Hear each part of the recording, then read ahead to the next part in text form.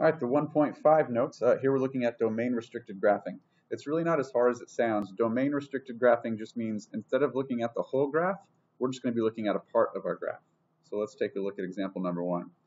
Okay, so number 1, our function is just y equals x. So then how do we graph the function y equals x? Okay, well we can plug in some points, we can do whatever, but that's just the parent function of a line. Hopefully we know that one by now. We got a point at 0, 0. We can go up 1 over 1 because the slope is 1.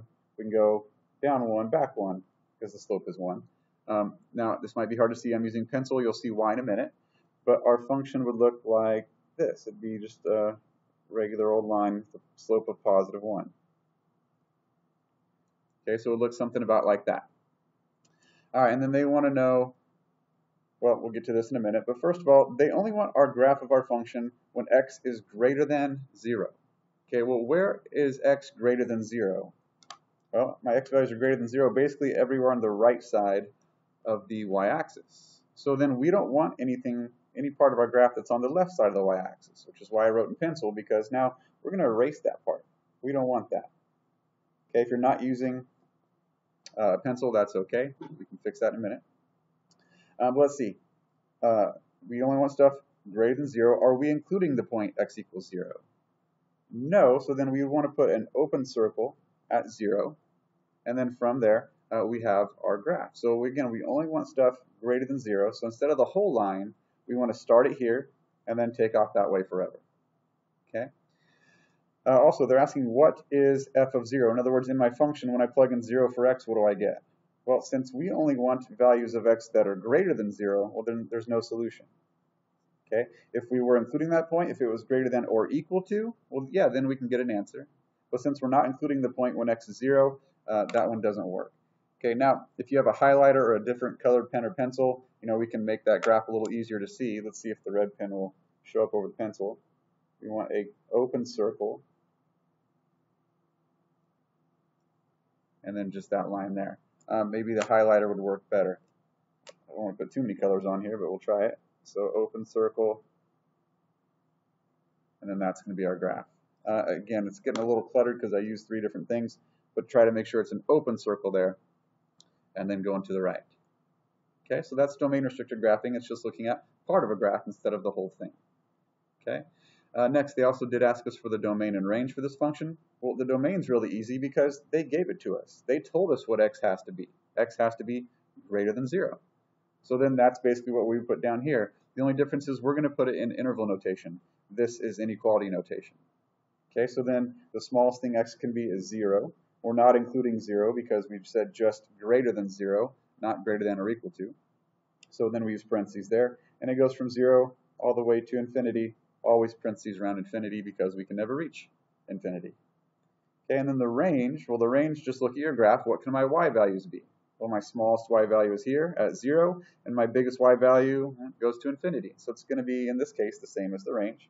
My y values also go from 0 to infinity. And that's number 1. So again, domain restricted graphing is just looking at part of a graph. Okay, let's look at number 2 here. All right, number 2, we want to graph the function y equals x squared. Okay, so this is just our parent function of a parabola, so let's just draw a regular old parabola. We'll start off with our vertex at 0, 0. Our a value is 1, so we're going to go over 1 and up 1 to get a lattice point. It's always over 1 and up your a value. And then normally we would draw our parabola and make this big U shape here. In fact, let's get a couple more points. Now again, the pattern is over 1, up 1 squared. That's technically the pattern. Over 2, up 2 squared.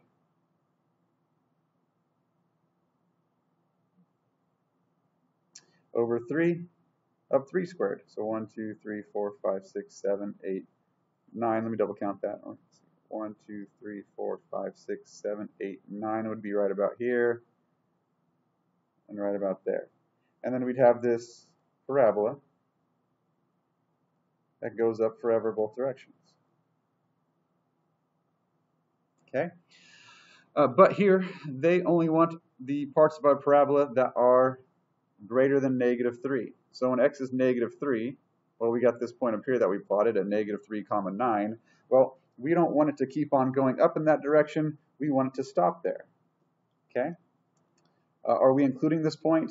Well, no, it's only points greater than -3, not greater than or equal to -3. So again, we want an open circle there.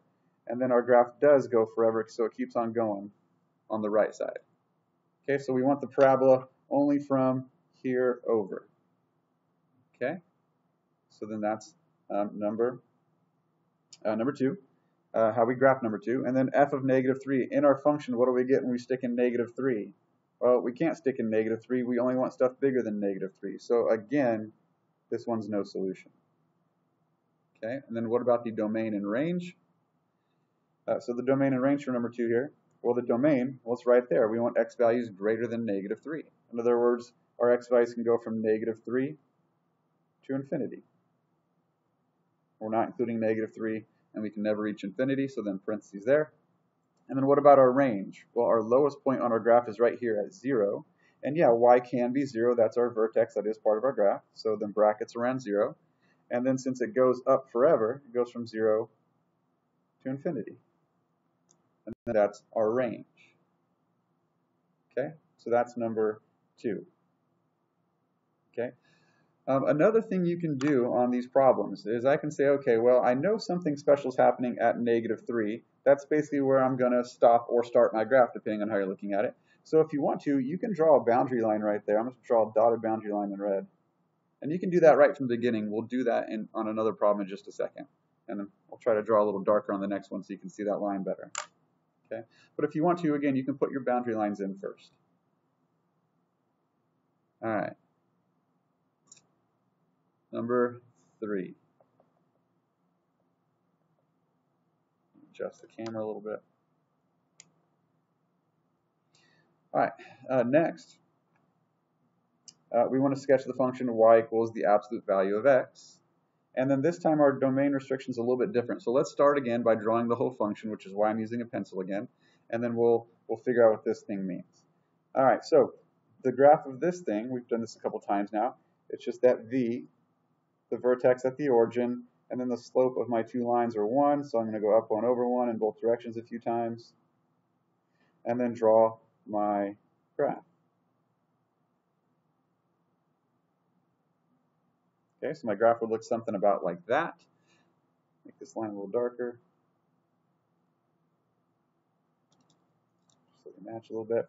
All right, so then there's my function. And then, well, they said they want our graph if x is not equal to -2. In other words, they want all of our graph except for this one point when x is -2. So when x is -2, that's that point on my graph. So then we're going to erase that point there and then put an open circle at that point, because basically we want every single part of our graph except for this one point right here. Okay, so then we're just going to have a hole in our graph, but then we want everything else. Okay, and then what is my function when I plug in -2? Well, again, that's where the open circle is. That point isn't on our graph, so that one is no solution again. You're not always going to get no solution. That's just been these first few examples. Okay. All right, so then there's our graph. What's our domain? Well, our domain is basically all x values except for -2. So then how do we write that in interval notation? Well, our domain goes from -infinity up to -2, but not including -2. And then we got to union that with everything from -2 to +infinity. And then that is our domain. And what's our range? Well, my smallest y value is at 0, which, yes, y can actually equal 0, so we want brackets there. And then my y values go from 0 all the way up to infinity. We don't need to worry about that hole there. That says that y can't be 2 at that point, but since y can be 2 at that point, everything from 0 to +infinity works for my y values. Okay. All right, last one on the front page here. Next, we got the function y equals 3.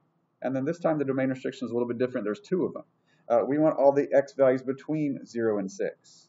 So 0 is where my graph is kind of going to start, and then it's going to end at 6. In other words, my boundary lines, if I want to draw those, are going to be at x equals 0 and x equals 6. Let's go ahead and draw those boundary lines. In fact, I'll use something a little brighter so we can see better. Let's use a pink highlighter. So I'm going to draw a dotted boundary line, which is right on top of the y-axis there, and then go over 6. 1, 2, 3, 4, 5, 6. and that's my other boundary line. Looking at the camera, that doesn't look bright. I'll try to make it darker with red dots. Okay, so basically I'm just going to want my graph in between these two lines that I'm trying to darken up here for you. All right, so we got the line y equals 3, so that's going to be a horizontal line. Well, I don't want the entire line, I just want the line between these 2 points. Okay, now to draw a line we need 2 points, so it's often a good idea to figure out where it hits, your 2 boundary lines. Since it's a horizontal line, that's pretty easy. It's just going to be up 3 here. Let's do it in black pen so we can see better. 1, 2, 3. And I'm going to start off drawing an open circle at both these points because I can always fill them in. Okay, and then we can see, okay, our line's going to go from here to here. Do I need to fill in any of those circles? Let's see, we want x greater than 0, so I want to leave that an open circle. And then less than or equal to 6. So then we do want to fill in the circle on the right. Okay, so we got an open circle with a line going to that other closed circle there. And then there's our graph. Let's see, f of 0. Well, does my function exist at x equals 0? No, because it's an open circle, so no solution again. And then what's my function equal when x is 6? Well, when x is 6, y is 3. That's a filled in circle, so we do actually get an answer this time. So f of 6 equals 3. All right, so we got the graph. Last part here, we want the domain and range. Now again, they gave us the domain. My domain, my x's go from 0 to 6. Can x equal 0? No, so then we want parentheses there. Can x equal 6? Yeah, so then we want brackets around the 6. So there's my domain. And what's my range? Well, what can y be? Well, only 3, right? Y never changes, it's just 3. So then to write that in interval notation, we can say y is 3, brackets around the 3, because that's all it can be. Okay? And then that's the first page.